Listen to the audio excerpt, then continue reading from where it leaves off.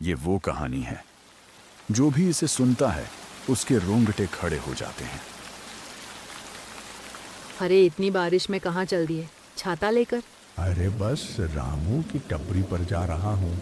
घर में बैठे बैठे मन अजीब सा हो रहा है। कम से कम आज तो मत जाइए, आज अमावस की रात है। अमावस की रात है, हाँ मुझे मालूम है। तो ये भी याद होगा 30 साल पहले आपके साथ क्या हुआ था। अरे हाँ हाँ सावित्री, मुझे अच्छे से याद है। मैं बस यहीं जा रहा हूँ, गांव के बाहर नहीं जा रहा। नहीं, आज मत जाइए, मेरा जी घबरा रहा है। एक तो अमावस की रात, ऊपर से आपकी तबीयत भी खराब है। अरे सावित्री, तुम भी ना, तुम फिक्र मत करो, 2 घंटे में आ जाऊंगा। ठीक है, जा रहे हैं तो जल्दी आ जाइएगा। अरे सावित्री, तुम भी ना, तुम फिक्र मत करो, 2 घंटे में आ जाऊंगा। रमेश चाचा चाय की टपरी पर जाने के लिए अंदर ही अंदर बेचैन हो रहे थे, लेकिन उनकी पत्नी को बिल्कुल भी पसंद नहीं था कि वह आज की रात कहीं बाहर जाए। फिर भी रमेश चाचा जैसे तैसे अपनी पत्नी को समझाकर चाय की टपरी की ओर निकल पड़े, जहां उनके कुछ साथी उनका इंतजार कर रहे थे। भले ही उम्र में वे उनसे छोटे थे, फिर भी रमेश चाचा उन्हीं के साथ उठना बैठना पसंद करते थे। ये वही है जो चाचा का आने का काफी देर से इंतजार कर रहे हैं। अरे यार, चाचा कहाँ रह गए? उनके बिना तो आजकल अकेले बैठने में मज़ा ही नहीं आता। सही कहा महेश, इस समय तक तो चाचा आ जाते हैं, आज पता नहीं कहाँ रह गए। एक काम करते हैं, उनके घर ही चलते हैं। मैं नहीं जा रहा। पिछली बार याद है ना क्या हुआ था, उनकी बीवी कितना गुस्सा कर रही थी। सही कहा भाई, लगता है आज चाचा के बिना ही बैठना पड़ेगा। दोनों रमेश चाचा का इंतजार कर रहे थे। तभी कुछ देर बाद रमेश चाचा आते हुए दिखाई दिए। वो देख, चाचा आ गए। अरे हाँ, ये तो रमेश चाचा हैं। अरे चाचा, हम दोनों को तो लगा था कि आप आओगे ही नहीं। हाँ चाचा, आपके ही बारे में बात चल रही थी अभी। अरे बारिश की वजह से लेट हो गया। कोई नहीं चाचा, आप बैठिए। आप जैसे ही आते हो अलग ही माहौल बन जाता है। महेश चाचा वहां बैठते हैं और बातों का सिलसिला शुरू हो जाता है। चाय की टपरी पर अचानक माहौल शांत हो गया। सभी की नजरें रमेश चाचा पर टिक गईं और बारिश की आवाज के बीच उनकी कहानी शुरू होने ही वाली थी। आज किसकी बारी है कहानी सुनाने की? भूल गए चाचा, आज रविवार है, आज कहानी आप सुनाओगे।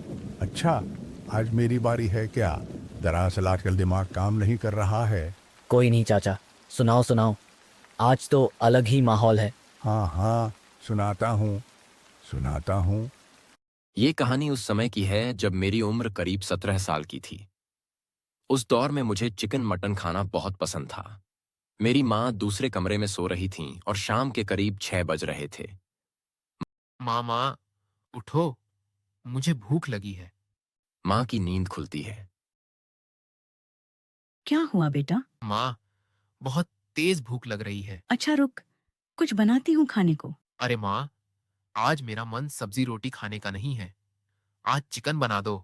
बेटा आज तो अमावस की रात है, आज के दिन मांस नहीं खाते। आज ही मन कर रहा है खाने का, बना दो ना।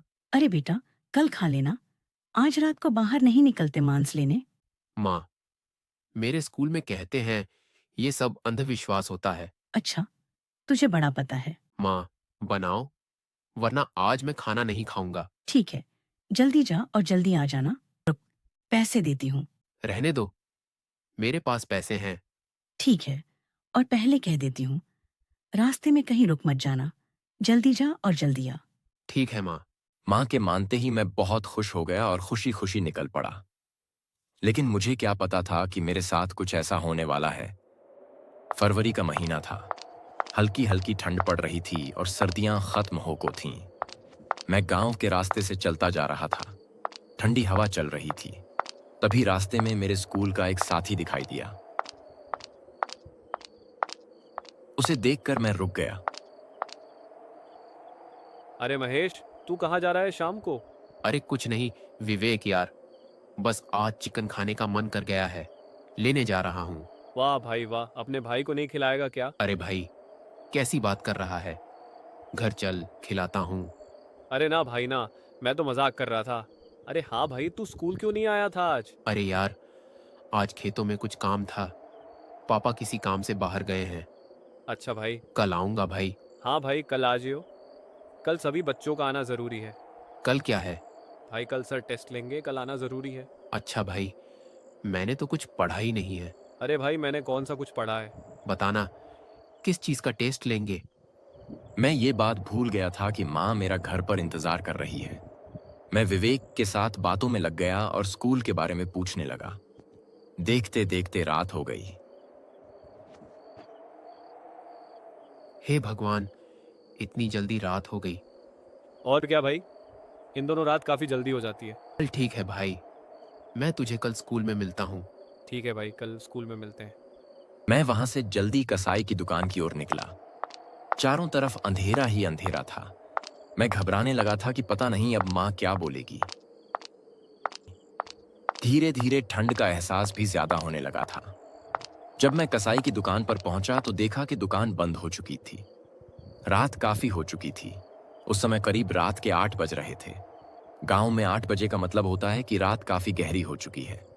चारों तरफ अंधेरा ही अंधेरा था और मेरे हाथ में टॉर्च भी नहीं थी। अरे यार, अब तो दुकान भी बंद हो गई है। अब क्या करूं? मन भी खाने का कर रहा है। चारों तरफ अंधेरा ही अंधेरा था और मेरे हाथ में टॉर्च भी नहीं थी। एक काम करता हूं, उसके घर ही चला जाता हूं, पास में ही तो है।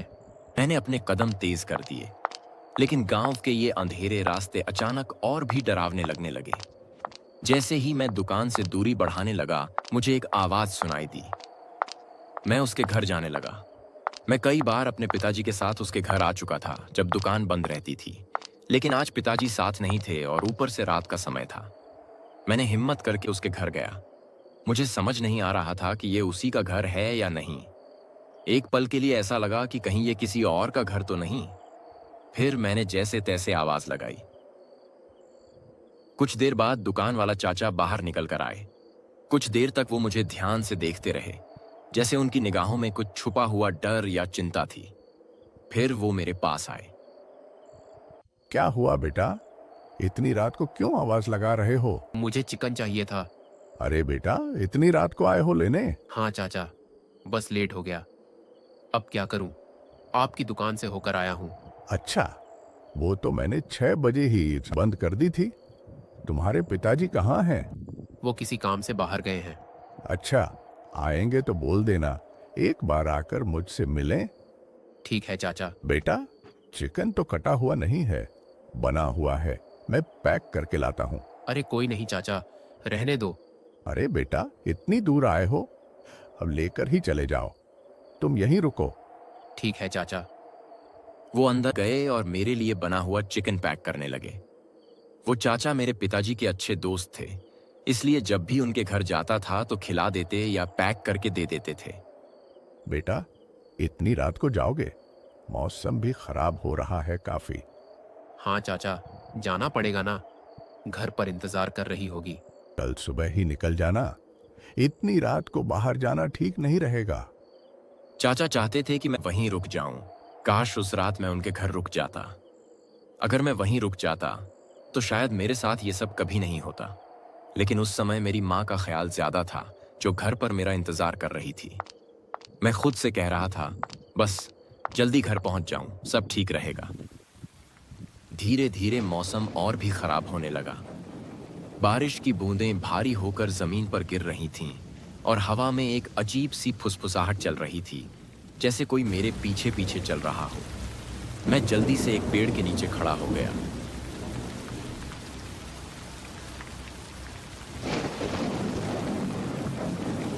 हे राम, अब तो कीचड़ से सारे रास्ते खराब हो गए होंगे।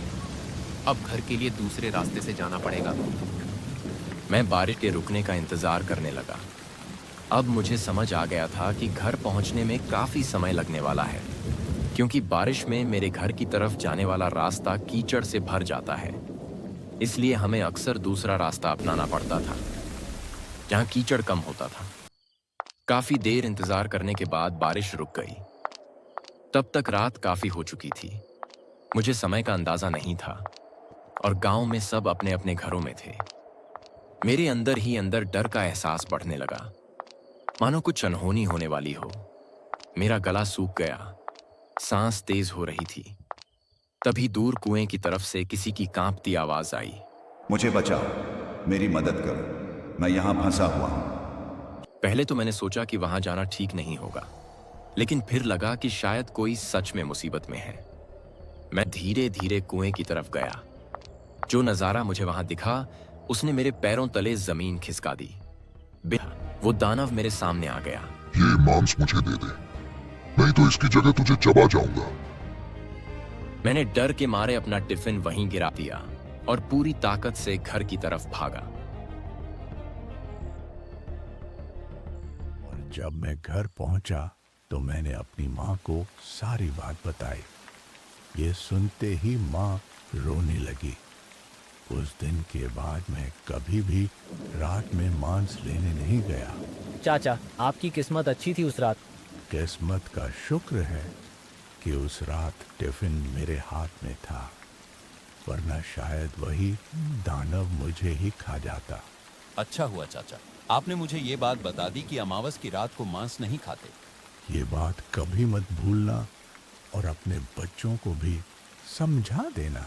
चाचा, क्या वो दानव अब भी अपने गांव में है? आज तक मैं उस रास्ते पर रात में कभी नहीं जाता, ना ही उधर ज्यादा देर तक रुकता हूँ। चाचा, एक बार चलकर देख लें, क्या सच में वो चीज आज भी वहाँ मौजूद है? अरे नहीं नहीं, मरना है क्या? मैं उस तरफ नहीं जा रहा। चाचा चलिए ना, आज तो हम 3 हैं। दोनों जाने के लिए जिद करने लगे। चलो ठीक है, बारिश के छूटने का इंतजार करते हैं, फिर चलते हैं। सवाल यही था, क्या वो दानव सच में आज भी वहां मौजूद है? क्या वे उस दानव को देख पाएंगे? आगे क्या होगा, ये जानने के लिए आपको इसका दूसरा पार्ट देखना होगा। चैनल को सब्सक्राइब करें और कमेंट में नेक्स्ट पार्ट लिखें, ताकि मैं इसका अगला हिस्सा बना सकूं।